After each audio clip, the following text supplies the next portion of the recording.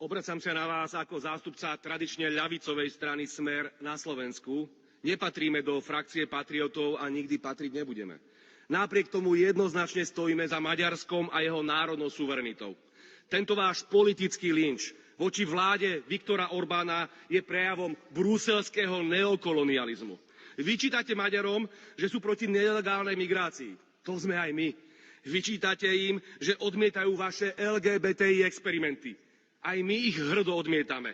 A vyčítate im, že majú korupciu a sami financujete zlaté záchody na Ukrajine. Bravo! Vyčítate im, že bojujú proti sorošovským mimovládkam. A dobre robia, veď majú zdravý rozum. Slováci Maďarom držia palce. Nemáte žiadne právo Maďarov trestať za ich suverénnu politickú líniu.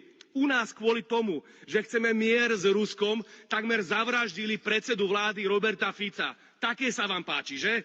Toto, čo tu bruselskí aparáčici predvádzajú, má len jeden jediný dôvod.